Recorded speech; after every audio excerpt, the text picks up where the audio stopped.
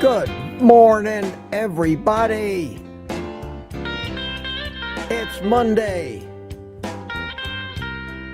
Not everybody's favorite day of the week, but I love Mondays. I love Mondays. The rest of the world goes back to work and the stores aren't as crowded. How's everybody? Welcome. Welcome to Morning Coffee with Mitch. I'm a little hesitant this morning. I know I want to tell you to drink it if you got it, and I talked about this yesterday and you all encouraged me to do this. I was a little hesitant to do this, but we're all grown-ups here. I couldn't resist. So this morning, my friends,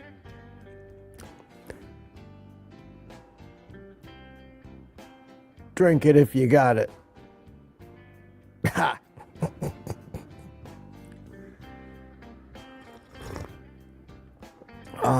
Thank you, CB Carmack, for sending me this. It's gone right to the top of the list. I have some coffee cups I really, really love, and this is right up there with them. Terry Sue. Are we grown-ups? Oh my God, I just love the damn cup. It's too great. Yeah, isn't this great? And, it serves a dual purpose. It can keep me from being rude to guests when they say something that may ruffle my feathers a little, because I can simply, cover your eyes, children, I can simply give it a little turn like this, and then go right back to this. And if I want people to guess, I can put it down here and let people try to figure out what it says. And I think the good news is the YouTube algorithm will not be able to read this or understand what it says. Oh, I'm going to get in so much trouble. Oh my God, I'm going to be in so much trouble, but I love it. Anyway. Great to see you all this morning. Look at the crowd. We almost got 100 people already. Wow. Not even 2 minutes in. Great to see you. I don't know if I'm back to normal yet. I mean, it's crazy. I look at Kiltsy, every day he's traveling here, traveling there, flying here, doing this event, doing that event, going like an Energizer bunny. Me, for years, I've just been settling into a routine, getting older, routine. And this last weekend broke up my routine and threw off so many things that I think now that it's Monday, I feel pretty well back to normal. I have a video coming out that I actually made when I actually, believe it or not, took a walk this morning. A benefit of starting this morning coffee thing at 9:30 instead of 8:30. It's kind of like a true confession live stream. You'll see what I mean, but it'll be out this afternoon sometime before 3 Eastern time. I hope you like it. Hope you watch it. I know you always tell me you enjoy my walks and talks, and you enjoy me in the kitchen cooking and talking. The one common ground is I never stop talking. Oh, I'm glad you enjoy it. Otherwise, you'd all hate me. Say, shut the hell up, Mitch. You know, you'd be, Mitch, oh, Mitch, yo, Mitch. Yeah, I know. I know. Anyway, here we are. Got a few show notes today. Going to answer some questions today. Let me take a look at the chat here and say hi to some of the early birds. There were quite a few of you this morning while we wait for the rest of the crowd to join us on Monday. And this is about normal for the way the stream builds up. It usually, at about by the time I get to 15 minutes, I've usually got a full complement of viewers that then turns over. It's really interesting to watch. It's interesting to watch and gratifying that you all have made this little thing a part of your day. It's gratifying. Greg Smith was the first one in yesterday from Arizona on the road, evidently, and Thomas. Rick's been in all over the place. Terry Sue, Lewis L. from New York, retired Rick, how you doing? And it wouldn't be a pre-chat without Tuca, day 40 without sugar and carbs. Congratulations, my friend.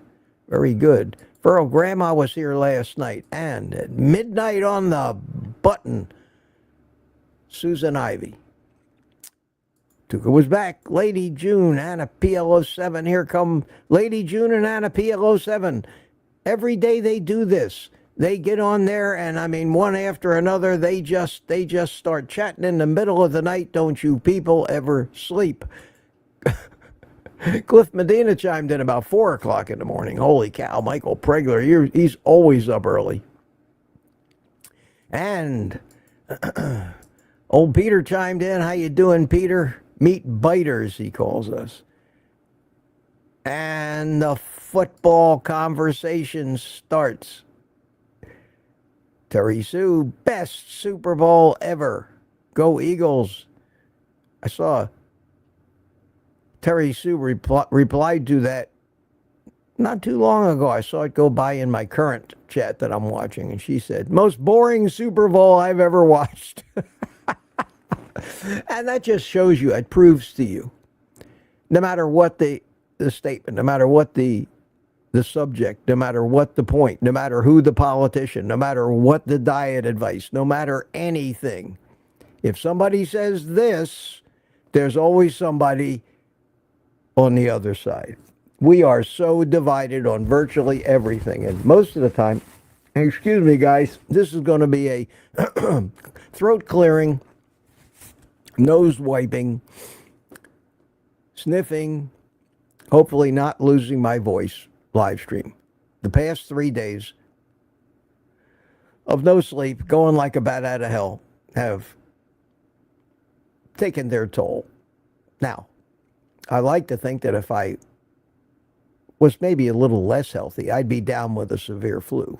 But what I got is one of those little clear, phlegmy, sniffly, little flirting things that it's generally about the worst that I get. And it'll probably be a day or two and I'll get rid of it. But it hasn't slowed me down. I did go out for that walk this morning, so it's fun. But I have to excuse if I look a little doing things that are not appropriate for somebody on a talk show to be doing in front. You know, usually people mute the mic, give you one of these things, be right back. You know, our friends, what can I say?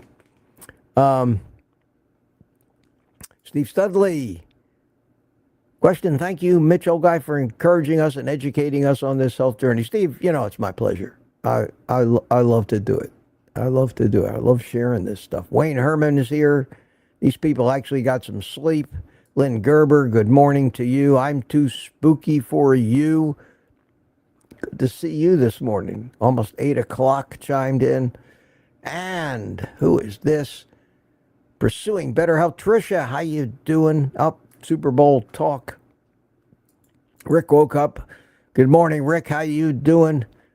And Terry is here. Mark Booth. Hey, Mark, how you doing? Mark got back from his cruise. Wow. Hope you had a good time. Hope you had a good time. William McCartney's here this morning. Sandy Blythe, good to see you. Who is this? This is Chelsea Oates. Hi, Chelsea. How are you? And Joy, is it Joyce? Joycey. Kay, good morning from New Mexico. It's been a while. Welcome back. Good to see you. Marla Kelly's here, approaching the starting bell, but we got busy. Aunt B is here. Good morning, Aunt B.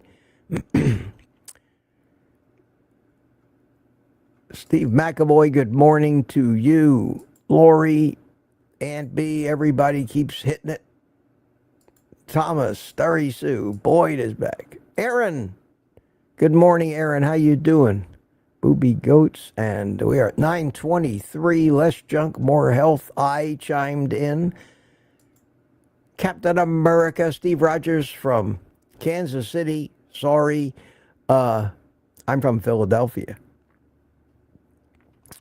Doesn't mean it, I didn't even know who was playing until a couple days ago, and I woke up this morning and I thought I heard him say that the Eagles lost. So I, first on the news, my clock radio thing started talking, and I thought I heard him say the Eagles lost. So I said, who cares?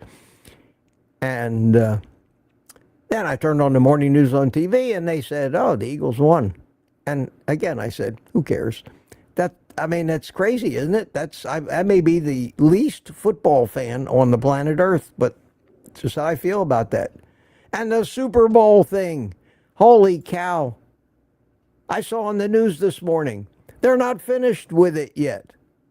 They are not done with the celebrations. Disney World. They actually came right out on the TV. Super Bowl, day 2 of the Super Bowl celebrations. We just didn't eat enough shit yesterday. We didn't get drunk enough. We didn't kill ourselves. We didn't ruin our health enough. We need another whole day of this, and God, look at what we have got for you. And they didn't hesitate to show you more food, more booze, more celebrations.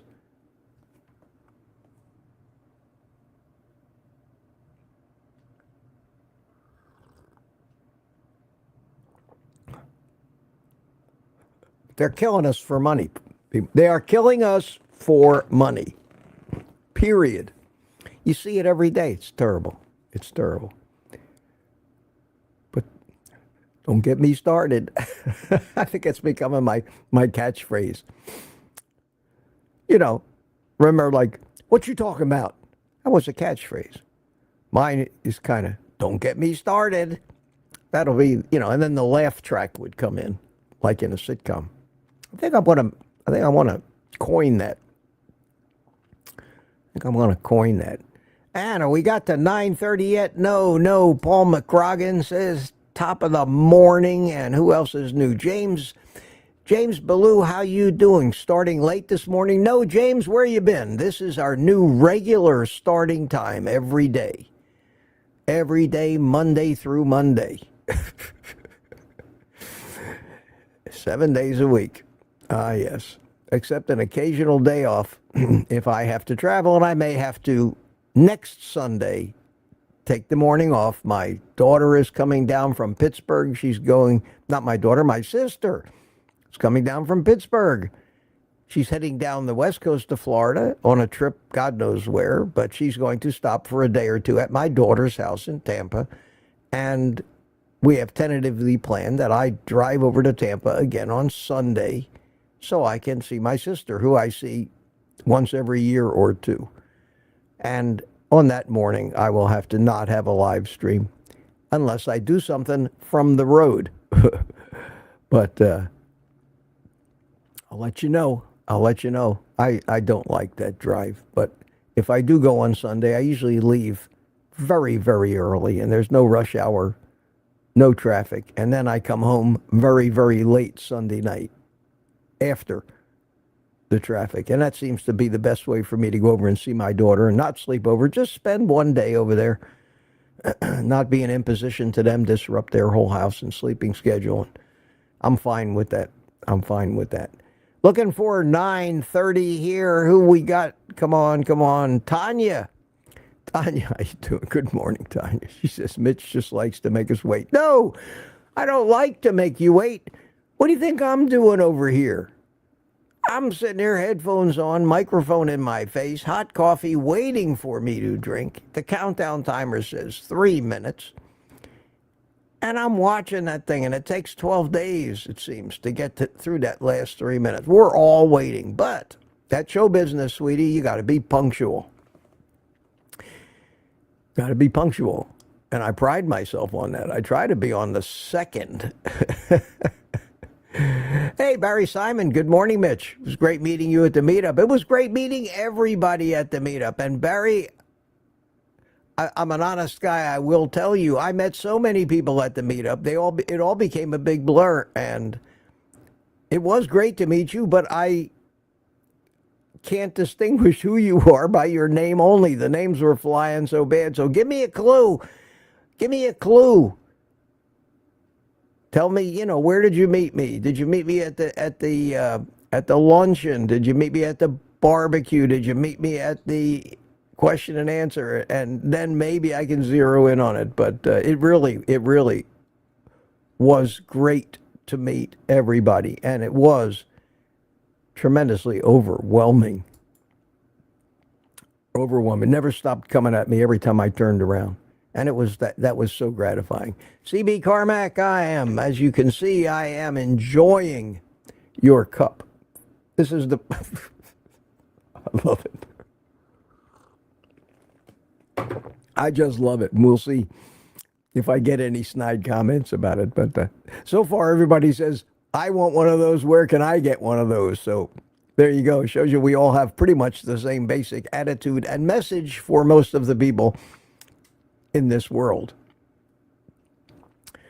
Okay, somebody here, Benjamin Sutton, good morning, everyone. And Chris Swain from Australia. Hi, Chris, how you doing?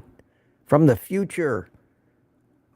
Oh, come on, look at all these entries. I'm just trying to get to 9:30 here.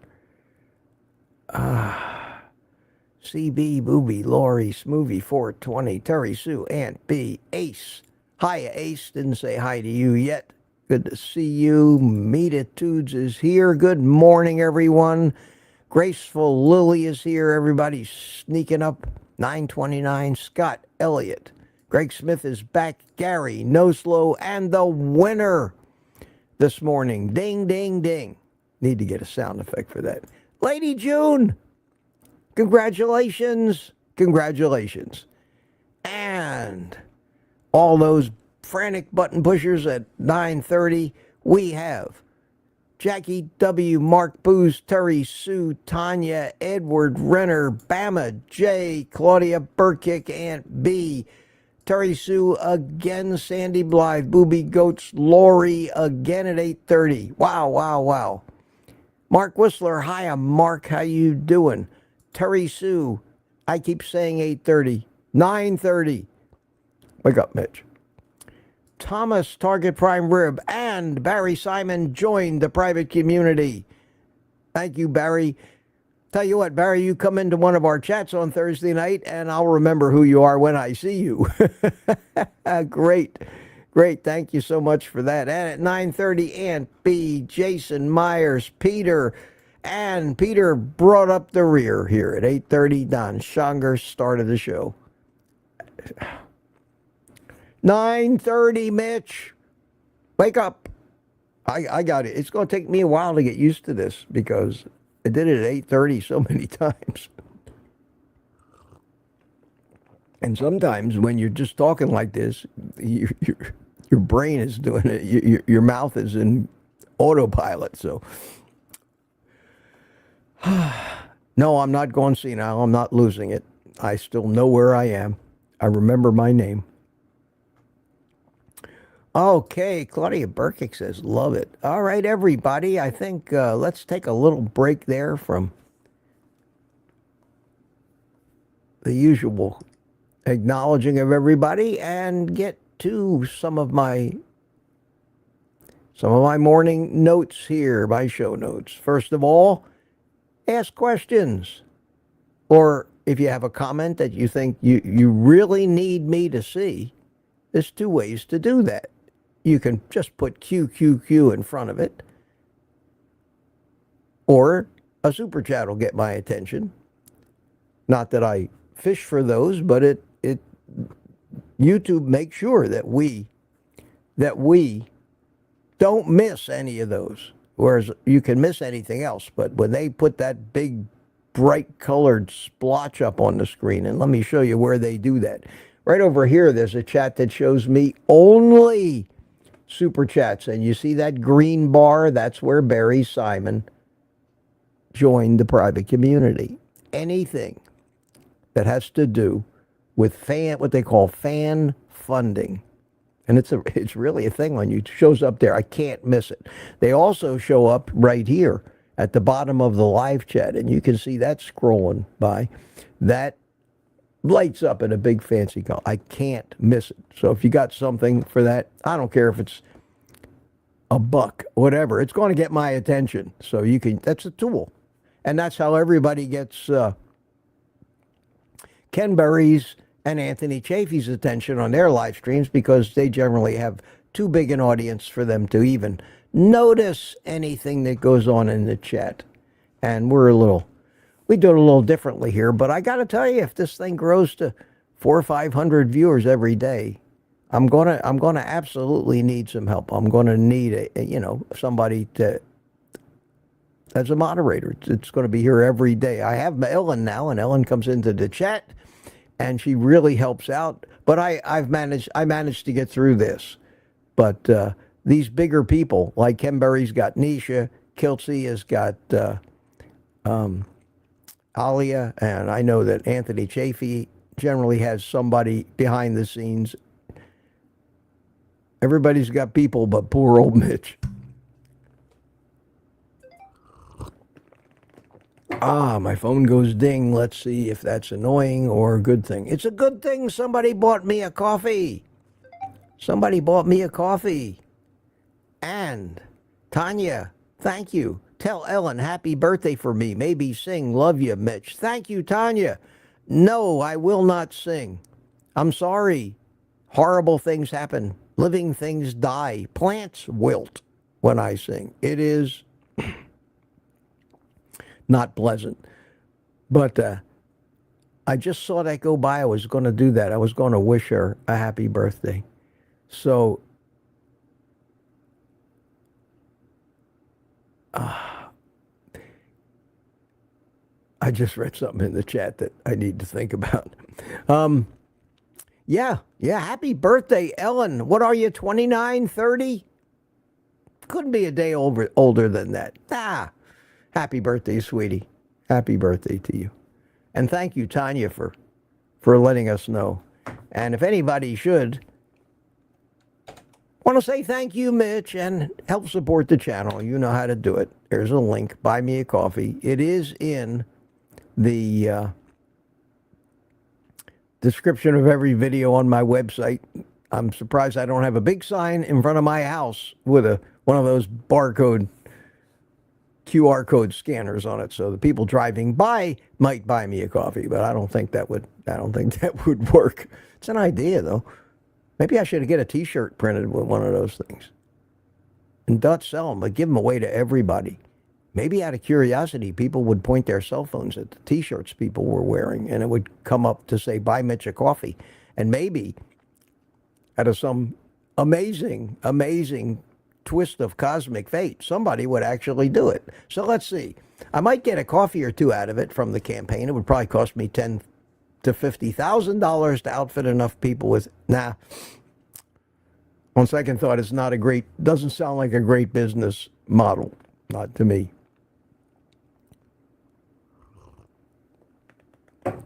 Where was I? I was in my show notes, I think. Yes. So there's that. And let me go back to my show notes. I saw a video came up on my screen yesterday. And I these things just hit me every time I see one of them. And I know they're everywhere. This one said keto bread recipe. And, you know, at first glance you say, oh, isn't that great? Look, somebody going to teach me how to make keto bread. My first thought was the word oxymoron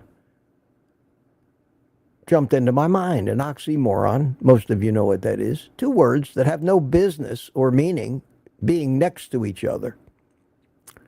And the word bread has no place in any low-carb diet, period, in my opinion. We've talked about the reasons why, because of addiction, because of triggering, because of habit, because of all these other things. And even if it's no-carb bread, it's still bread. And the concept of bread will ruin most severe carb addicts. And most of us, whether we admit it or not, are severe carb addicts. Same thing with pizza crust. Same thing with carnivore tortillas. Same thing with carnivore cheesecake. And I even think carnivore ice cream. No offense, Kelsey, but for people who are severe addicts, just the concept, the sight of, the texture can trigger binges, which just destroy your efforts. I credit that for me, and this is important, and it may not be for everybody, but I credit the fact that I made that observation 2.5 years ago, that it could only be destructive. And I talk about this, to create maybe nutritionally safe versions of highly addictive foods. But I tried to do that all my life. I always did that on every diet. And all my diets were low carb. I was the king of decarbing food. I could make low carb ice cream. I could make low carb cakes, low carb banana bread, low carb everything. I bought low carb Atkins bars, low carb this, low carb that. What I didn't get from, what I didn't save from a single serving, I gave back because I couldn't eat a single serving. I couldn't eat a single serving. And the fact that one of these Atkins bars had just a small amount enough carbs to squeeze in under that 20 grams a day, and it was like this big, came in boxes of 10, the first bite of the first one of those, and the entire box was gone. So here I went in there and spent, those things are expensive. I spent all that money with the intention of, I'm just going to eat one. I can do it, Mitch. I am so in control here. First bite, I ate 10 of those things. Turned out I ended up getting 150 to 200 grams of carbohydrates trying to stay under 20 from something I bought. And that's when I learned I can't do that. Some people may, a lot of people can. But a lot of people who've done it think they're doing some good, and they succeed for a few months, but they never, ever, ever, ever experience any lifetime sustainability. In fact, sometimes I think, am I the only guy on the planet Earth that has actually feels like I have hit sustainability, lost all my cravings, am not interested in any of that stuff anymore, don't feel deprived? And it took 2.5 years for this to happen to me. How many people are going to be able to survive that long? Having a YouTube channel helped me tremendously, because I didn't want to embarrass myself by failing in front of you guys. I didn't want to be that guy because I'm an honest guy. I wouldn't lie to you. You watch my little video this afternoon, you'll find out how honest I am about me. I didn't want to lie to you. I knew that if I even took a cheat bite, I would tell you about it. I knew maybe you'd think less of me. But it wasn't, whatever the reason that you can avoid this stuff, the most important reason is to use me as an example. Look what happened to me. And I'm telling you, it's crazy. It's crazy. I went the whole weekend over there. I ate nothing but what I'm supposed to eat. And I actually didn't eat any more of it than I was supposed to eat. Satiety kicked in. I was done. I didn't overeat. I never even thought about food. I left the house. I didn't even know when I was going to eat. I figured, well, the barbecue's at 4, so we'll probably eat around 5. I ate at 2 yesterday. I'm fine. What do I need to worry about food? I don't need to take any food with me. I'm just not going to be hungry. And that's what happened.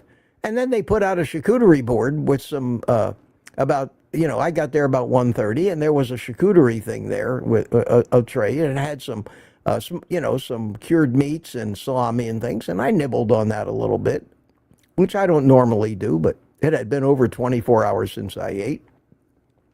And I just kept kind of constantly nibbling until dinner came. So let's just say I still only had one meal, but it was like a 3-hour long meal. And then at the end, we were done. We were done. Next day, I didn't eat a bite of anything until we got to the Brazilian Steakhouse. Not a bite. So stayed on my schedule. Didn't think about food. Food was, most people travel. It's like, oh, we got to pack the cooler. We got to pack all the chips and snacks. And the kids are in the back and they need their candy and they need this and they need that. Excuse me. You lose that, but it takes the time. And if I were to take, I thought about maybe I should take a survey. Maybe it would be good, just for fun to put out, and I might do that on YouTube in the private, in the community tab where you can put out surveys. How long have you been on carnivore? 1 week to a month, up to 6 months, up to a year, 2 years, 5 years, forever, that kind of thing, and be honest about it. And maybe another survey, say, how many times have you failed and binged and fallen off the wagon? I think we would be astounded. I know my answers to those questions would be staggering, because until I was 75 years old, I always fell off the wagon, as most of us have done. Why do you think there's so many of us here that are older that are still here and still need to be doing this? Because we have failed so many times. And what I've tried to do is be honest with myself. Mitch, why'd you fail so many times? And there was no other answer than addiction. So then the next logical path of thinking would be, well, how do I fix it? How do I fix the addiction? It doesn't matter. What I eat is not nearly as important as if I can stick to this. That is the main event. And not just stick to it till I lose the weight. Stick to it for the health reasons, for life, which means all of this love affair that I have with all these different foods, I have to get divorced from that. How the hell can I do that? And I didn't even know the answer, one step at a time. But after 2.5 years, and the divorce is final, my friends, I can look back now and see clearly the path that did work for me and share that with you. That's all I can do. I can't even guarantee it'll work for you. But I'm a human like you are. We have differences, but we have more similarities than differences, believe me. And that's what I do here on this channel. And that's why some people think I'm like a Nazi about carnivore, but I'm not. It's not about not drinking coffee, or for me, not puffing on a cigar or going out to a barbecue joint with my son for lunch once every couple of weeks where there may be a tiny little bit of sugar in the rub. Who cares? It's about avoiding those things that are devastating, and any attempt to make a version of an addictive food like carnivore bread, and yes, that's where I started this little rabbit hole rant, is going to get you, unless you're not a carb addict. And if you're not a carb addict, why are you here? You don't have a problem. You don't need to worry about it. You don't go out of control. You don't succumb to cravings. Most likely you don't even have cravings. You're one of those people, maybe 20%, who are not addicted to carbohydrates. And you're the people that are telling us, well, I don't know why you can't just not eat something. Just say, man, you're strong. What are you, no willpower? You just make up your mind. I'm just not going to eat that stuff. Yeah, right. Say that to yourself at 3 o'clock in the morning in Walgreens drugstore with a gallon of ice cream in your hand. They don't know that. They don't understand it. And as an example, I always use the fact that I don't drink. I don't like alcohol. I don't see the attraction to it. I don't like the taste of it. I don't like being drunk. But I certainly understand what an alcoholic goes through to try to kick the habit. Because that's the same thing I have to go through to kick the carb addiction habit. So a non-addict cannot give advice to an addict. Just no more than I can say to an alcoholic, well, geez, you're just weak. I don't know what's wrong with you. I don't feel the need to drink, so I can't understand why you do. So when somebody tells you that you're weak, that it's your fault,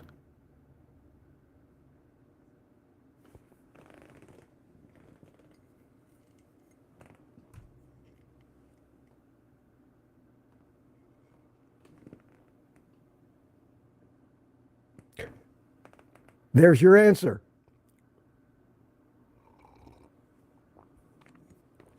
There's your answer. Okay, we're doing pretty good. I'm not going too long, and I've only been down like that one small little rabbit hole. So I saw that. I see these videos. They come up every day. Every day, these people are always pushing us to try to make pizza, tacos, mashed potatoes, bread. Stop it. Yes, I know that those videos get massive amounts of views. Why? Why do they get massive amounts of views? Because we're addicts. We're craving bread, pizza, mashed potatoes, donuts. We want to believe desperately that we can make a pizza and it will satisfy our cravings. It will not. It will screw you up completely and devastate any success you might have had, unless you're not a carb addict. And then, if you're not a carb addict, you're probably skinny, fairly good health. Get real pizza. I wish they would stop making those, unfortunately. It's a YouTube thing. Everybody's going after views. Those things may help a few people, but generally they don't end well. Almond flour, xanthan gum, all of these ingredients to try to mimic the taste and texture of something that's been killing you all your life. You got to cut it off at the knees, folks. You got to forget that there's even such a thing as pizza and bread. Sounds impossible? I thought so. It's not. Do it. Be faithful to it. It's easy because doing it cuts the cravings way down for a while, and then they just go away. But don't give in. Don't give in. Make the deal with yourself. Yes, for the rest of my life, I am never going to eat a piece of bread, period, end of story, or a sandwich. Cavemen didn't eat sandwiches. Why do I need sandwiches? You know, the old saying, what would a caveman do? Well, that's sometimes how you have to think about things. And in the same vein this morning, right after I heard all about the Super Bowl, I heard that there was a huge baked goods commercial donut recall in this country for listeria. It seems that thousands of different products out there on the shelves in convenience stores are being recalled because of listeria. I said to myself, wow, there's something I don't need to pay attention to. Also, we had a little news from Clark Howard this morning on the egg shortage. One of those news reports where you just want to say, no shit, Sherlock. Your knowledge of the obvious is exceeded only by your grasp of the self-evident there, Clark. Clark let me know that egg prices are up because of the bird flu. And when can we expect prices to come down? Well, when the bird flu goes away. Or when they get so expensive, people stop eating them.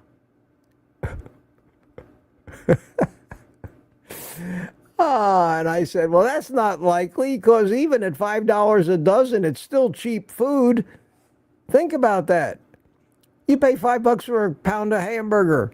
$5 there's a hell of a lot more food in a dozen eggs than there is in 1 pound of ground beef. It would have to go to $20 a dozen before people would stop buying them. So that's not gonna bring the prices down. And yes, the bird flu will run its course, and the prices will come back down, but they won't come down as low as they used to be. And that is just a tactic that they always use to reset what we consider to be a good deal. Happens with gasoline, happens with eggs, happens with any commodity. Look at what they've done to beef. Now, we see $12 a pound ribeye, we think that's cheap. Wasn't too long ago we were paying $6.99 a pound for ribeye. $12 is cheap. It is when it goes up to $18 and then comes back down to $12. We're being had, folks. And they blame everything. But we're being had. We're being had by everybody in this world that we rely on to supply us with the things we need. With the things we need.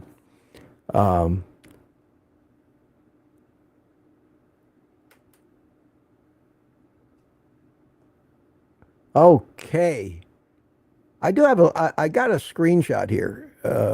I'm not going to show it to you, but I want to just, let me go get it. I just want to read something to you, and then we'll get on looking for some questions. Is this it here? Yes. I won't even say who it was, but I got a very telling comment on my video where I gave that speech. And thank you all so much for so many great compliments on that. I mean, I was dumbfounded at how that everybody thought it was so great. I was a little critical when I watched the replay, but it was off the cuff. And Curry from Homestead Howe put a comment in there, wants me to, he says, next you have to speak at, what's the name of that, one of their big events coming up. And that's nice. That's nice. Maybe I have a new future. Maybe I have a world speaking tour ahead of me. I doubt it, though. So you guys don't find this stuff offensive? I think it's the cleverest thing I've ever seen. I mean, I love it. I love it. And it's going to go into my regular rotation here, I think, in my effort to at least try to make all this dull diet talk, medical talk, biology talk, to make it somewhat entertaining. Maybe it's as entertaining as it can get. It's about as entertaining as sitting through college lectures. I try not to be that droll professor. And hopefully, I know it's working. And I see 173 people here, and that is outstanding. That's amazing to me. And I hope I can keep it working by coming up with something every day, a little outrageous. And we'll see how long we can keep it going before everybody loses interest. Greg became a channel member. Thank you, Greg. Thank you very much. I give up hope here of even, look how far behind in the chat I am. 45 minutes. Wow. Because I'm 45 minutes in the stream and I haven't gotten to any of it yet. But I did want to go over this one little comment. And I won't tell you who it was from, but there's nothing wrong with it. It just is so telling. So telling. The comment was, because at the end of my speech, I started to talk about carb addiction. I actually used the expression carb addiction. Remember? It was a 5-minute speech. I was 3 minutes plus into it before I even let anybody know where the hell I was going with the speech. And it was aiming at making that one point, because how many points can you make in a 5-minute little speech? Is that carb addiction is the problem. And this fella says that's a useful way to describe it. Carb addiction. Thanks, Mitch. Does anybody else see the irony in that statement? That's a useful way to describe it. Carb addiction.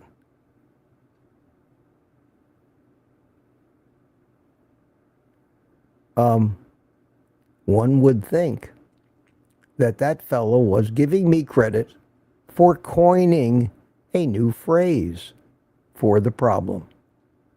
Wow, carb addiction. That's a great thing to call it. Is that the most astounding and telling thing you've ever heard? What it told me was, I'm right. As far as the world is concerned, there's no such thing. It's not an addiction. What do you mean carb addiction? You talk about food addiction? There's no such thing as carb addiction. That's what all the propaganda tells us. That's the message from all the carb peddlers and drug dealers. It's in your imagination. You can't be addicted to food. What are you, crazy? You need food. You need to eat. And that's not what carb addiction is. Here I am, I'm running along every day telling you the biggest problem we have, the root cause of every problem we have, the root cause of all of our cravings. And the cravings are the root cause of all of our bad health because we can't stop eating this shit that they've addicted us to. It all comes all the way back to this thing, a substance abuse stronger than any other substance abuse that the human beings can take, and that is the real problem, and the real answer has to be attacking this problem at its root. That means carb addiction has to become top of the list of problems that people talk about, try to come up with solutions for, have treatment programs for, make laws against the drugs that they're pushing on us every day. That is the only thing that will end this problem. Sorry, RFK. Red dye number 3 means bupkis. Means nothing when it comes to curing the health of the human race. If we do not attack this carb addiction, and even if we attacked it, we would more than likely fail because it's so strong anyway. But at least we'd be attacking the real problem. Has the war on drugs done anything? Are there fewer drug users today than there were 40, 50 years ago after trillions and trillions of dollars are being spent? No. Are there fewer alcoholics today than there were when Friends of Bill went and decided that they needed to have something called Alcoholics Anonymous? And how many of those people who actually kicked the alcohol habit sustained that for life? or succumb to a craving. Addictions are that strong. Best not to get addicted in the first place. You know the old song, how do you keep them down on the farm once they've seen Paris? Once people have experienced these addictive substances, they're done.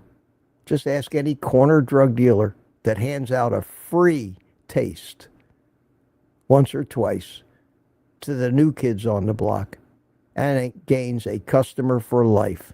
Just ask anybody that's gone through a 28-day treatment program for drugs or alcohol.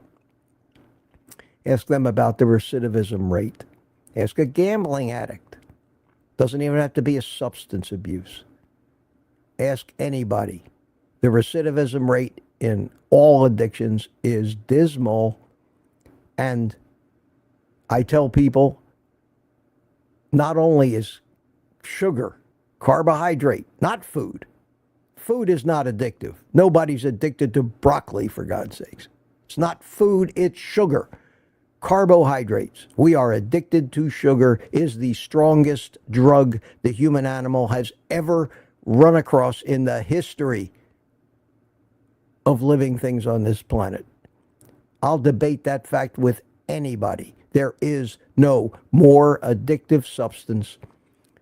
And that has been just commandeered by the profiteers and the corrupt in the food companies to make these things just absolutely irresistible from every sense we have, from looking at the pictures on the package to smelling the aroma of these things to tasting them to hearing the crunch they make sometimes,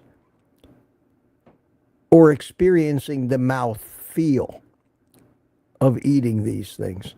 That's 5 senses I just went over. And these foods appeal to every one of our senses and make our cravings out of control. That's why people can't stay to a diet. Even though they say, well, I'm so strong, I can do it. They can't do it. Can't do it. I've said that so many times before, but we need to be reminded of that, like every day, because we're so conditioned, we're so used to everybody telling you, you're not working hard enough, it's your fault, you're not healthy, you're eating too much, you need to spend more time in the gym, you need to eat less. Yeah, we know that's a recipe for disaster. You end up like those people on The Biggest Loser. You end up trashing your health and metabolism for the rest of your life. And that's followed closely by these weight loss drugs. Oh, God, that is some scary stuff. And now we have got people in our community promoting what they call microdosing to help you over the... You don't need to do any of that. You need to get off keto. You need to abstain from carbs. Give it a shot for a month. You won't want them anymore. You can go on the appropriate diet. It's not hard. You don't need to hang on. I know it's scary. You don't need to hang on to those low-carb versions of all that crap. I see this every day. I see it on YouTube. 9 out of 10 YouTube videos are more destructive than they're helpful. And then I get together over this last weekend with Kelsey, who agrees with me 1,000% that the only way to fix these things is what seems like the most extreme eating pattern on the planet, but really is the eating pattern that the human race has been doing for millions of years. And you hear people say carnivore is the way. I say, until you find out what your level of carb addiction is, until you find out what plants you might be able to get along with without, devastating your results, carnivore is the only way to figure out what's making you sick, what's causing you to hurt, what's putting that rash on your skin, what's causing you to be losing your mind, mentally ill with dementia. You need to eliminate everything, because I got news for you, folks. Meat doesn't cause any of those things. None of them. There's no food allergy when it comes to meat. Oh, people say there's a thing you get from a Lone Star tick bite called alpha-gal. There are people that think that's even bullshit, too. Maybe you have some digestive issues with meat, but nothing like with plants and all their poisons and toxins. Yes, my friends, my saying should be, don't get me started. At any rate, I was talking about the fact that in that comment I saw an absolute proof and reality that carbohydrate addiction isn't even close to being a thing, because people had never heard the term before. Can you imagine nobody alive today having ever heard about something called drug addiction?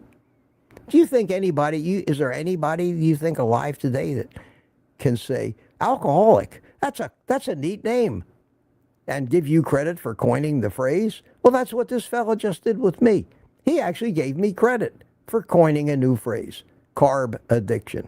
How astounding is that? How do we get this message to people? Would they even believe it? I haven't heard the word carb addiction come out of RFK Jr.'s mouth. They're not talking about this. They're talking about food additives right now. Seed oils even a little bit. Sure, all that stuff is a problem, but it's not the problem. So I'm going to keep ranting about that. And maybe you'll spread it around a little bit too. Maybe people will finally start to realize. And maybe those of us here in this Mitch Fitz community will have a higher success rate long term than most other communities. But all that takes time. And who's counting anyway? I'm not. I'm not trying to prove anything here. I'm just still astounded. And I wake up every morning astounded at how the hell this happened to me after a lifetime of failure. That's it. All right, we have 173 people here, and that's great. And let me start searching for questions real fast. And I'm doing pretty good. My voice is hanging in there. I haven't had a nose blowing or sneezing or coughing fit yet. So obviously I'm not that sick. Went for a couple-mile walk this morning already, out in the fog. Oh, God, it was ugly and damp. Oof. And I was really hoping for some beautiful, bright morning sun. Anyway, watch the video. Coming out about 3 o'clock this afternoon. I've discovered that's the best time for me to release videos, 3 o'clock. I get twice the number of views when I release them. They take off much faster when I release them at 3 o'clock than they do if I were to release them like at noon. So I'm going to take advantage of that. And my videos lately have been getting a lot more views, and I appreciate that. Appreciate that. And I'm going to be doing more walk and talks and more cooking videos.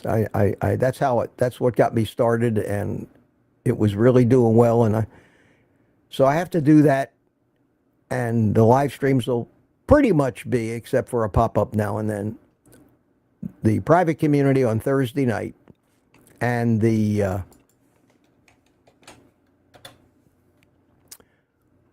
morning live streams every morning. The Saturday and the Tuesday are probably going to go away. I think I've been overdoing it. I think I've been overdoing it.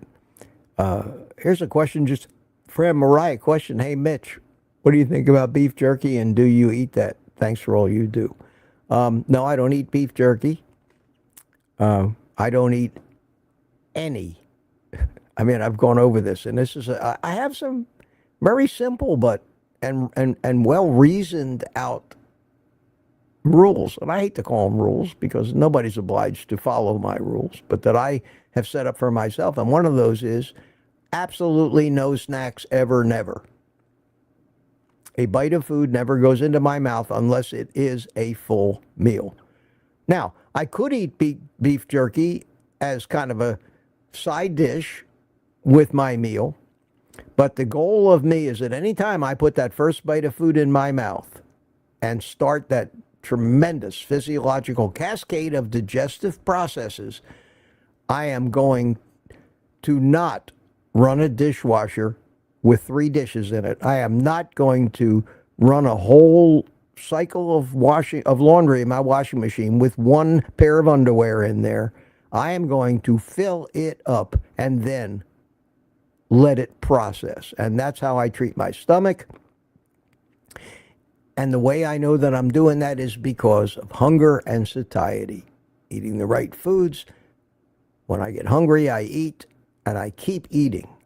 I don't just have a few bites. That's what I did at Kelsey's house. I started at about 3 o'clock eating some of those processed. I just kept eating right up on through dinner until I was done, so that it was like a 1 cycle load of wash in my digestive tract. Beef jerky and all these things lend themselves to be snacks, not meals. Who sits down to a dinner of beef jerky? Maybe you use it, maybe it could be a side dish. Same thing is true for pork rinds. I love pork rinds. But I only eat them as part of a meal. It's like people don't sit down and eat potatoes by themselves. Potatoes are usually a side dish. Well, that's how I treat all food. Meat with a side of meat. So I don't eat beef jerky because it's pretty much a snack and I have no use for it. Now, if I was traveling like crazy and had to take food with me, yeah, I might make some beef jerky and pre-fry up some bacon, which is when you pre-fry it and eat it, it's almost like beef jerky. It's just, gets hard, very chewy.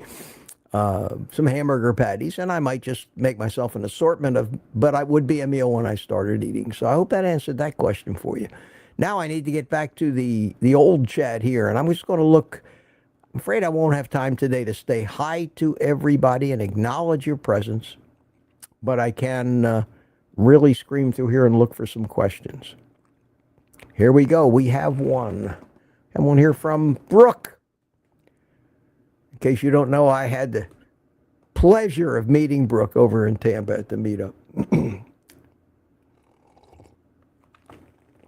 And Brooke says, I used to love to eat raw garlic and knock out a cold before it gets hooks on me. Not sure how you feel about that since it's plant-based, but for medicinal reasons. I tell you what, they never really get there. Thank you, Brooke. Thanks for that. No, I wouldn't do that. I don't believe in any of the, quote, remedies. I believe in just trying to be as healthy as you can. Let your immune system do its job.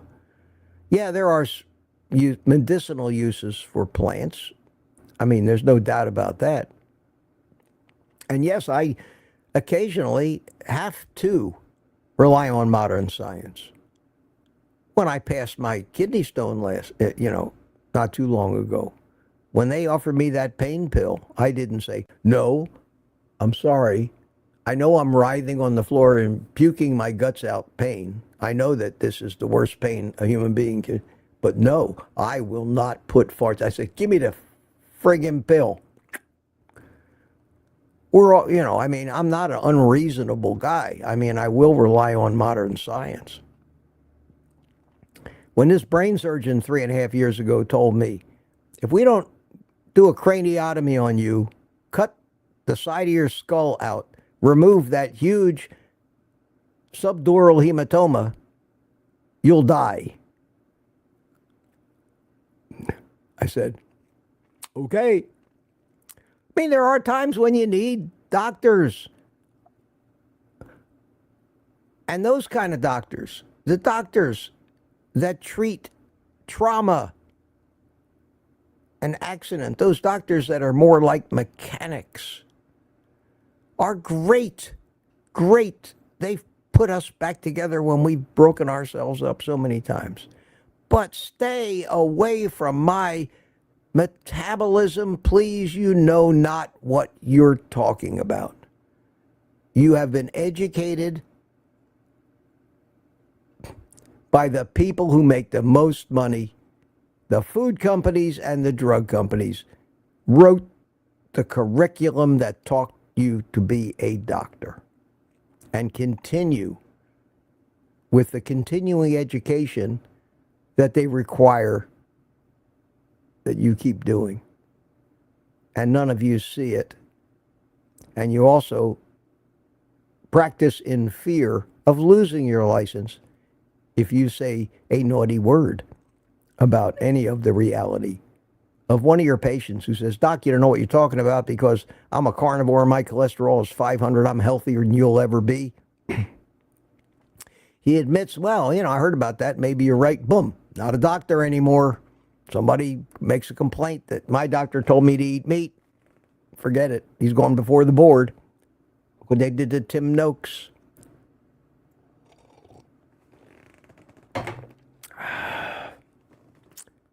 We're in a horrible, corrupt society, and we like to say, "Oh, this is killing me." It's literally killing us. It's not just an expression.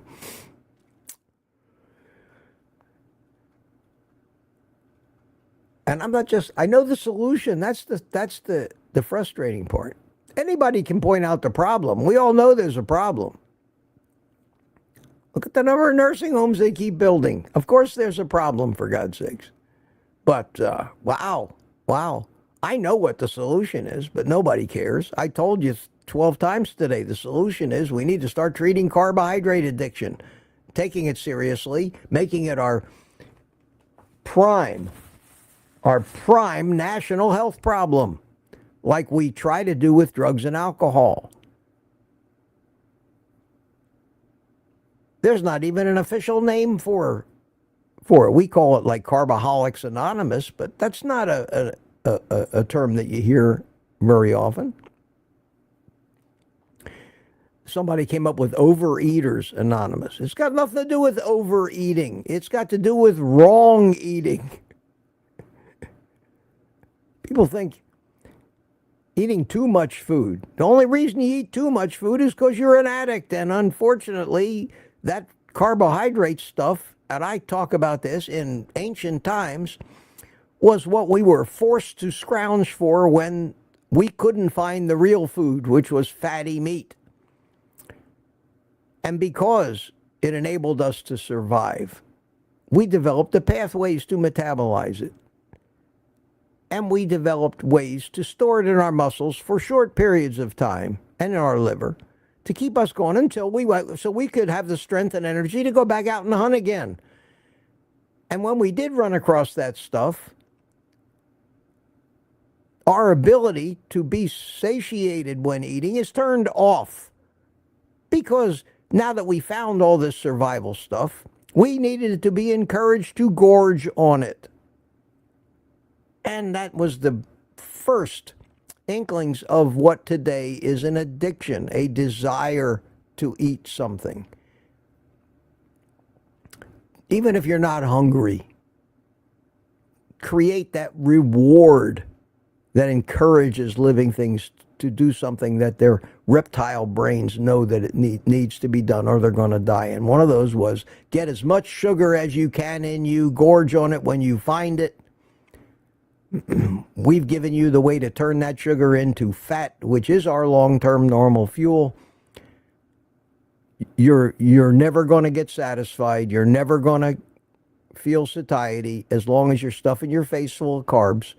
You will keep eating. You will want to eat more. You will always have room for dessert. You will never, ever get that same feeling of satiety that you get after you've eaten 24 ounces of prime rib, where you push it away and say, oh, God, I just don't want any more.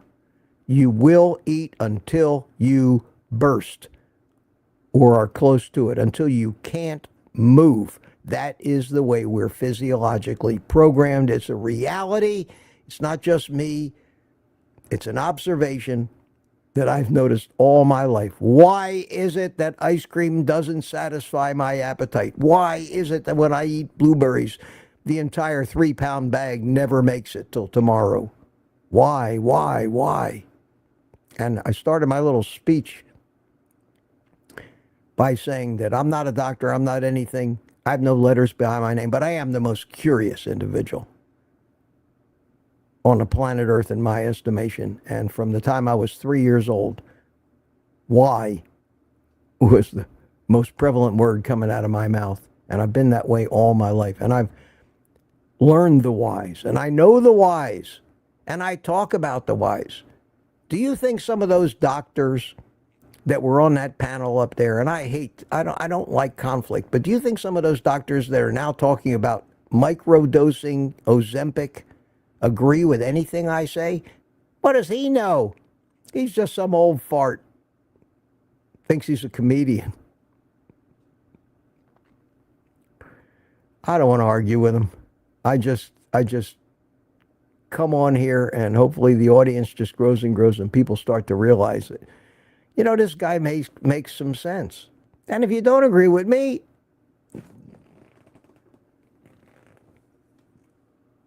I don't even care if you do this. I don't hate you if you don't agree with me.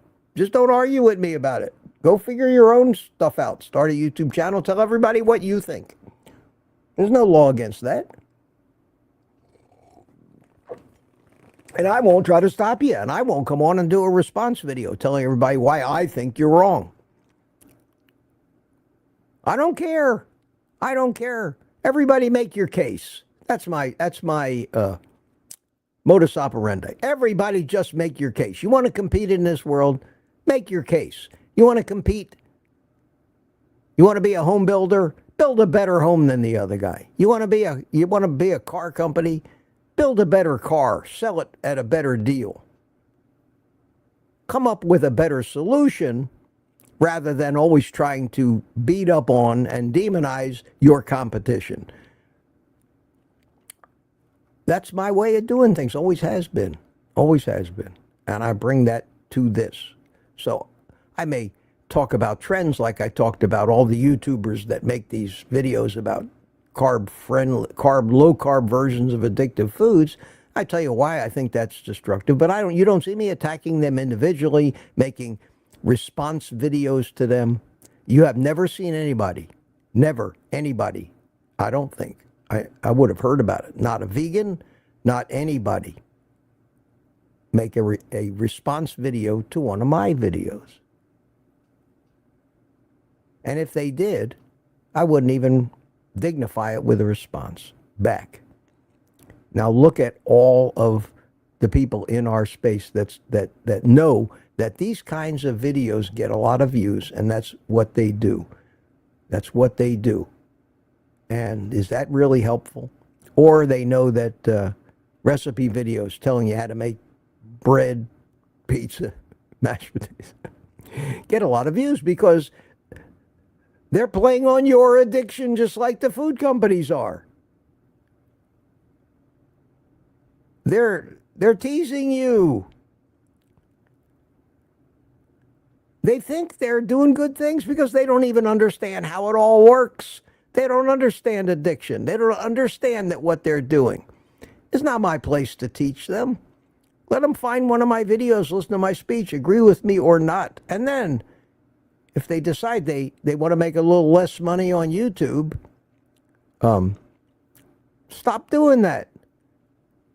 The problem is we get more and more and more people doing that. And they're well respected because people think, wow, I can have my cake and eat it too. No, you can't.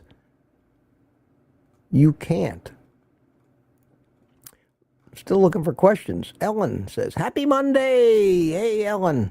Good to see you. To see you. And CB Carmack is here. Ellen's saying hi to everybody. And I'm all the way up to 9:45. I am an hour behind. I'm setting a new record here this morning, guys. 175 people. Oh, wow. It's great. It's great. And Sandy says, happy birthday to our beautiful Ellen. Happy birthday, Ellen. Hold on a second, Ellen. Hold on. That's as close to happy birthday as I got, sweetie.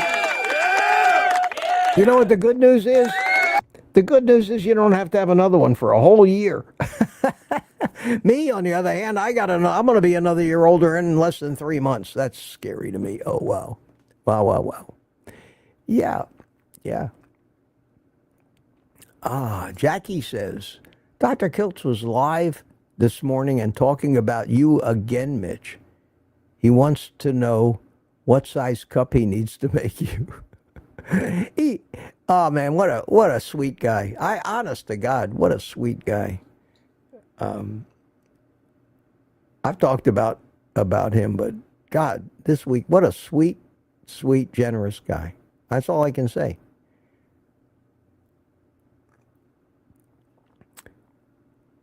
Yeah, he sent me a text, and he said, "Give me your address. I want to send you a bigger coffee cup." So, Kelsey, if you're listening, anything that holds, like Keurig makes 12 ounces, and that's what I make when I make a cup. So anything more than 12 ounces would be great. Thank you. Thank you. This thing is about most of these cups are around 14 ounces. So you can put 12 ounces in them, but you get about a half. But it doesn't matter. Whatever you want to make. Don't look a gift horse in the mouth, they say. And so many people use that expression, have no idea what it means.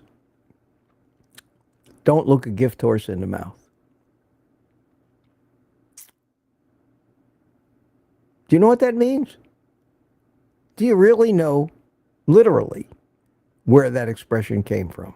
Because you know that I, old guy Mitch,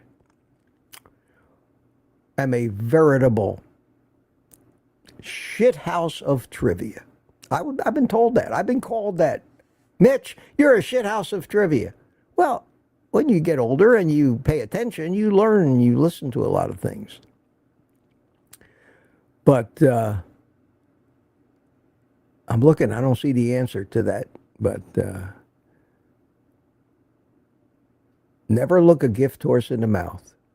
The first thing a prospective horse buyer does is he examines the teeth and gums of a horse to see if it's worth anything, because that's a great indicator of the horse's health. When somebody gives you something, it's not polite to examine it to see if it's good enough. That's what that expression means. Somebody gives you a horse, don't look in its mouth, say thank you. And that's where that came from. See that? You never know what you're going to learn here. And I could be wrong. Maybe it means something else, but that's what I've always heard it and understand the meaning to be. Steve McCoy says, Mitch, if we go, no, Steve, I'm not coming to Miami. I'm sorry. I am not driving to Miami to have lunch. I'm just not. If Kelsey comes, that's great. I can't do it. Sorry. It's too much driving, too much aggravation. It kills an entire day, disrupts my life to do those things. I can't be everywhere. Kelsey's younger, much younger than me, and he's got a jet. He's got his own jet. He can be anywhere, anytime he wants. Me, I'm stuck on I-95 with all the people going back and forth from Miami to New York. Oh, God.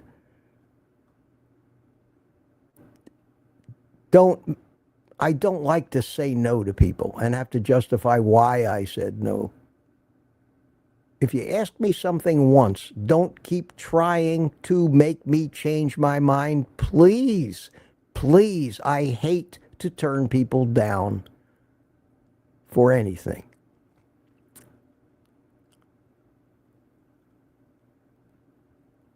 Amadia says, get Mitch a woman. That's both a blessing and a curse. We'll leave it at that. Oh, yes. Let's see what else is going here. I need to go faster, but I can't help reading this stuff when I come across it because certain keywords flash. I'm like the YouTube AI, man. I pick up on a single word, and evidently looks like Kathy. Kathy, did you hear if Kelsey's finally a grandfather? I don't think so yet. I don't think so. We texted back and forth a little bit yesterday, and he told me he would be sure to let me know, but I'm sure that when that happens, he'll have many other things on his mind. Is, oh, I got to tell Mitch real fast before I even see my new grandbaby. No, I'm a realist. But I can't. I remember he's 68 years old, going to be 69, and that's late to become a grandfather. I became a grandfather. My oldest grandchild was 22 years old. So it was a long time ago. I was in my 50s. And even that, there are people today in their late 30s that are grandparents already. It's crazy. It's crazy. But as soon as I hear it, I'll let you guys know. We are on here every morning, after all, to gossip. Question, non-toxic Mama Kathy Acusuro PT. Holy shit. Mitch, scroll up to my request. We need your help. I have a patient here with me that needs your encouragement. Non-toxic Mama Kathy Acusuro PT. Sorry, I'm not a doctor. I don't give personal advice. I can't. I'm not like, I would get in trouble if I did. I love to help everybody, and anybody can just tune in here and listen to me, and if somehow I happen to say something, but as far as individual cases and diagnosis and treatments, I'm sorry I can't do that. I'm flattered that you think that I could. Just whatever that person needs. I can't even encourage my own children to stick to this. How am I going to encourage somebody else? People will do what their addiction demands they do. That's how strong it is. I'm not going to lose friends and family over the fact that my greatest fear is that my children die before I do. That is my greatest fear.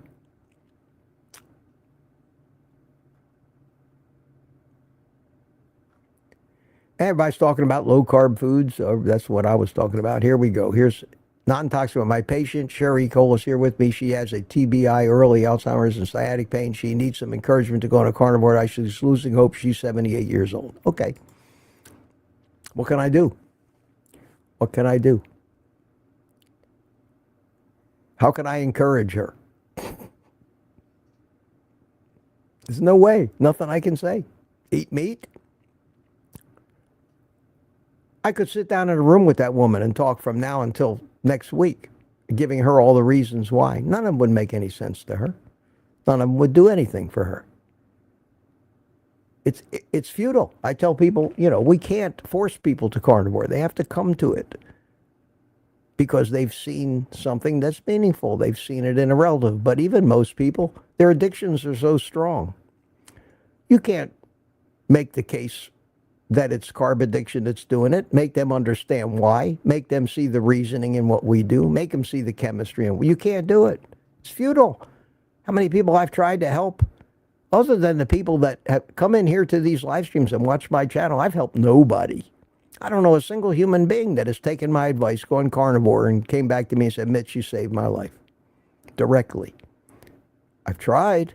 I've been chastised. I've been yelled at. I've been scolded, especially by one particular guy that had Crohn's disease. I told him, carnivore diet will help. He ranked me up one side and down the other. Ranted and screamed at me. How dare I? Would you tell a man in a wheelchair you can help him walk? You shouldn't be saying things like that. You're not. I have the finest doctors in the world at Johns Hopkins. They've only taken 1/3 of my colon already, but boy, did that experience ever stop me from trying to help people one-on-one anymore. Nope.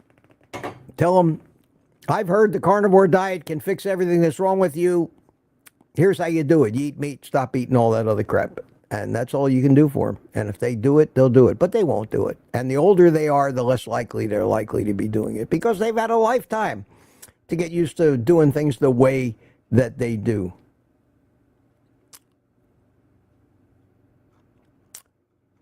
sorry I can't help you. Sorry I can't help you. Even if I wanted to help you, prudence dictates that I don't insert myself personally into any situation where there's one-on-one advice being given. That's why I get so ruffled when I see anybody in the chat thinking they're helping somebody and actually spewing out medical advice, because I don't trust lawyers. And somebody sues somebody, I'm going to be right in there in the mix as being at fault because it was done on my channel. Yet I can't monitor this chat and get rid of people who consistently do dangerous things or give dangerous advice. And, you'd think legally, well, Mitch, you didn't say it. Doesn't matter. Bank robber kills a bank teller. Some poor guy is sitting in the car waiting to drive him away. He's now on trial for murder. That's the way the law works. You're an accessory. And I don't want to be an accessory to anything. Not in this life.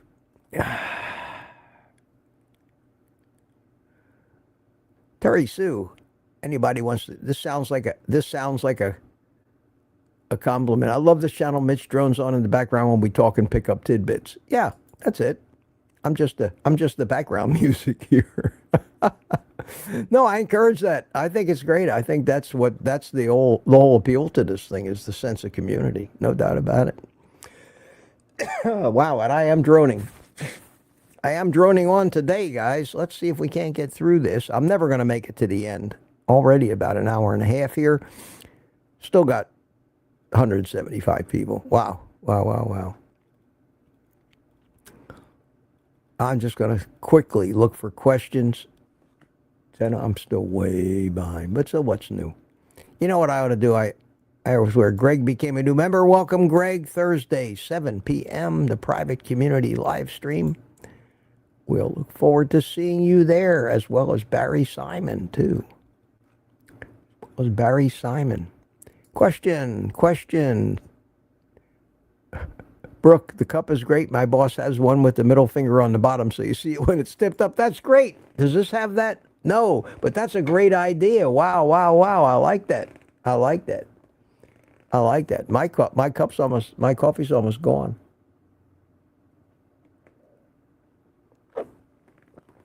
Now it is gone. Okay. Maybe you can be MSNBC's new health commentator. Matt, can you imagine Mitch walking in the front doors of MSNBC? Can you imagine me in the same building as those friggin' lunatics? Can you imagine that? I'm telling you, man, it would be ugly. It would be ugly. There would be carnage. I would be in jail. No. One job I'm not going to apply for. And, this is Kathy. Kathy from the Saturday Meetup. I'm here with a patient of mine. Okay, I can't help you, Kathy. Sorry. I just can't get involved. I'll tell you. You know how many offers I've had? People want to throw money at me to coach them one-on-one. I'm not a coach. I don't put myself out there. Have you ever, do you see, as in so many of these YouTubers, that I have a schedule that for 15 minutes, it could have cost you this much, talk to me on the phone, this much for a half an hour, that I do consultations? Some of the most unqualified people in the world that I see out there are actually have the balls to charge money for a few minutes of their time. Donate a coffee to me if you appreciate what I do. That's all I ask. I don't want to charge you for anything. If you offer me something in return because you think you've gotten some value from me, I will take it, because for me, it's rude not to. It's rude not to. But I'm not doing that kind of thing. I don't have a online schedule so you can book an hour with me. And I think that 9 out of 10 people that do that have no business and don't know what I know about this stuff, and I don't think I'm qualified. I don't think most doctors are qualified to take people's money to spew out the crap that they spew out. But that's the way of the world. Way of the world. Peter, love the new coffee cup. And when you're on the ranch, you can always end them by showing the cup. Yes, that's the purpose. That's the purpose, Peter. Everybody's going to want one of these cups pretty soon. Oh, yeah, it's fun. It's fun. Got to have some fun. I mean, you got to lighten it up every once in a while. You can't. And I always say, you know, you only need to know 2 words, you know, and then you don't even need me anymore. Oh, Terry Sue says Mitch needs a 24-hour channel. No, no, no, no, thank you, no. Oh, wow. DS111, Mitch information in progress. I must have been down some rabbit hole when you guys were.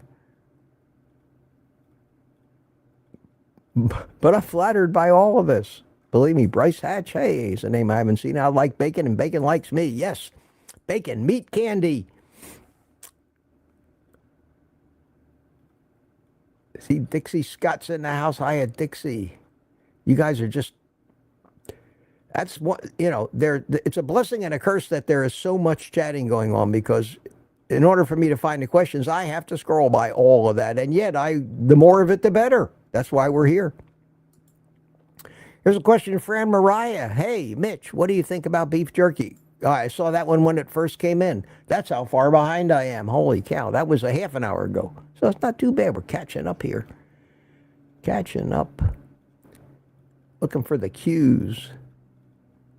Looking for the cues. Okay. Okay.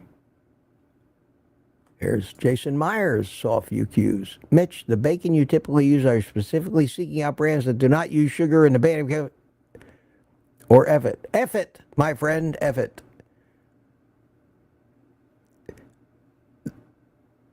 Very little of the sugar in the cure actually ends up in the bacon because it's in the liquid and they wash that all off. The only important thing I go by, and I mean this is the test for any sugar, because I can eat sugar. I can eat a gram or 2 of sugar. I'm getting it in meat anyway. And if I don't eat it, my body's going to make it. Glucose. We need glucose. The problem is it's that glucose that triggers these addictions that cause us going down these destructive rabbit holes of binging. But I don't fear a few grams of carbs. I have one caveat, one test, one thing that scares me. And that is, do I get thoughts of addictive foods swimming in my mind after I ingest that gram or 2 of sugar? The gram or 2 of sugar itself is going to hurt nothing. There's no need to be that kind of a Nazi if what it is doesn't trigger you. We are designed, under certain circumstances, to consume sugar. It's part of how we survived. But the problem is that sugar triggers addictions, which trigger out of control behavior. So my test is very simple. Have I ever had the desire to eat something sweet after eating a half a pound of the bacon I eat? And the answer is no. And I say, okay, fine. I don't care what's in it. I don't care if there's a gram or 2 of sugar. Who cares? Who cares? It's nothing. It's nothing. It's unless it triggers something that triggers an addiction.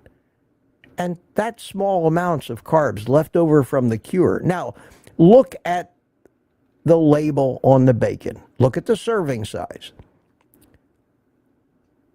I eat the thick cut Wright's bacon. 4 slices of that is 4 to 5 slices is a half a pound. The serving size is 1 slice. Okay? So 4 to 5 slices is going to be 4 to 5 servings. the carbohydrate says 0 grams of sugar or carbs per serving. Now, I know that that means less than a half a gram, because they round. They round down and they round up. So I know that it might have some carbs left over from the cure, but not enough to hit that half grams per serving. Now, a trick that the food companies do is they make the serving size so small that you need to have 20 servings to get a mouthful. And they tell you, well, there's no carbs per serving. Yeah, but that mouthful might have 9 grams of carbs in it, because if they make a serving size 1/20th of a mouthful, you get what I'm saying? They can say it has 0 because they're rounding down, but it takes 20 servings to fill up your mouth. That's bullshit. They are playing you.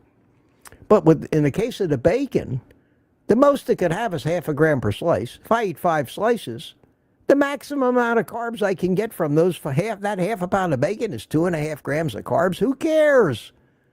I'm not trying to stay in ketosis. I don't care about ketosis. It's another thing that I go against everybody. I think that trying to monitor anything, micromanage any biological function, only ends up screwing us up. I don't test anything. I don't hook myself up to machines. I don't do anything. You know that. You've been with me a long time. I just eat the right foods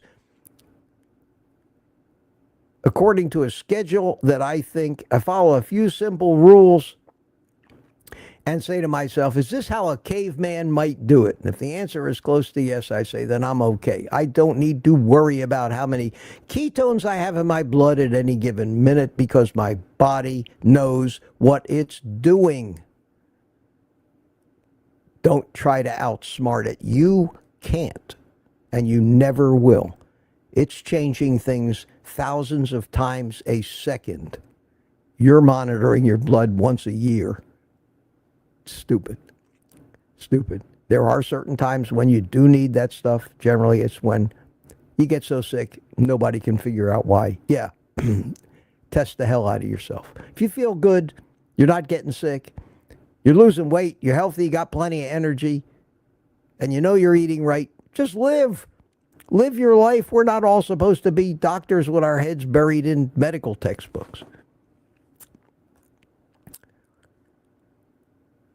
But that's the question. That's the answer to the question about the bacon. Yes, I wouldn't worry about it. Wright's thick-cut bacon, I can pretty well assure you that if it doesn't trigger my cravings, it won't trigger yours either. Okay, let's see. I need to get through this. 10:39. Yeah, it's a long Monday live stream, but you're all still hanging in here. Holy cow. Still hanging in here. Any coffees? Wow, you people obviously don't think I might need. No! Holy cow. Okay. Thank you, Tanya. You're it this morning. Question. The New York Times has an article today saying doctors are showing up at their conferences thinner. They are taking yes, they're taking frigging Ozempic. Oh, man.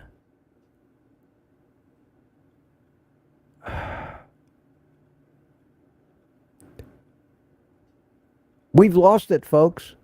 We've lost the battle now. They've given you a very expensive, easy fix to actually having to do what you need to do to fix the problem.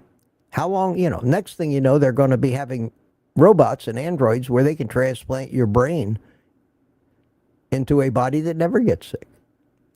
And that's going to happen someday soon, too. Maybe not in our lifetime, but that's going to happen. Technology is it's going to be the end of the human species. No doubt about that. There's no way we survive artificial intelligence, and not with human nature the way it is. Everything that we do ultimately just becomes a weapon. Look around. I'm glad I'm old. I wouldn't want to be a young kid now. I wouldn't. What's going to happen in the next 10 years is more than the change that I've seen happen in my entire lifetime. And I don't even know whether the world is going to be livable in 10 years. I know that if it keeps, even with the fact that we think we're making headway and politics is getting better. It's not going to change. It's not going to change. There's always going to be some activist judge to throw his 2 cents in and screw up everything. I'm a little optimistic, but I'm really not too excited about any major changes happening in virtually anything. People don't give up that easy, especially the corrupt people that are on the other side, as far as I'm concerned.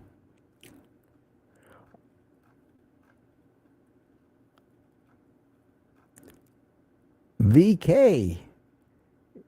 Hiya, VK. See you showing up in the chat, and I'm just looking for, what time am I at? 10:51. Well, slowly sneaking up on it, and I'm slowly thinking I'm going to lose my voice if I don't stop right now.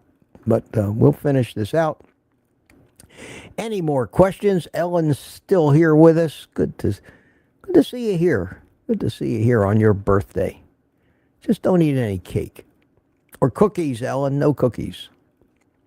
No peanut butter, Ellen. No peanut butter. I did it. I got down to the bottom of the chat. Holy cow. I did it. I did it.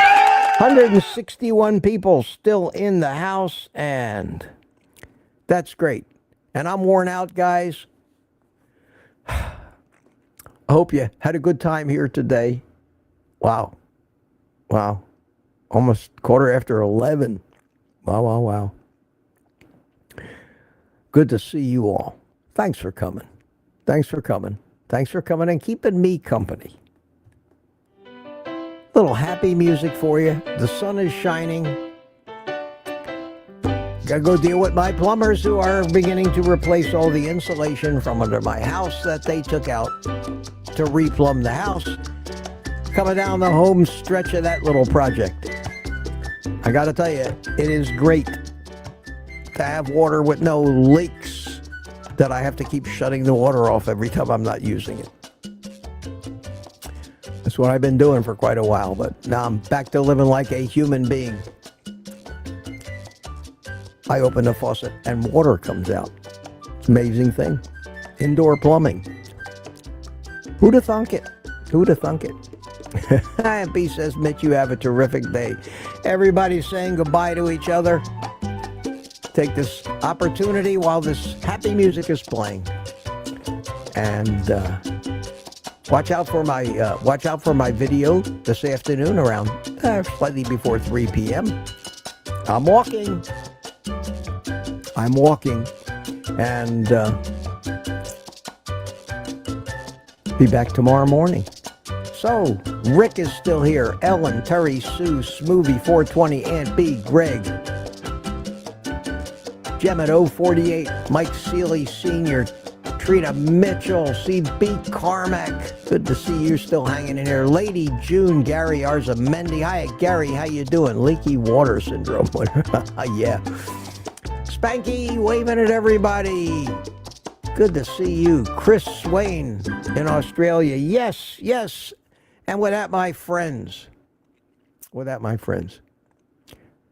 Thanks again for coming. See you in the pre-chat maybe tonight when I post tomorrow's live stream. And until then, take the rest of the day off. Say it with me. Eat meat.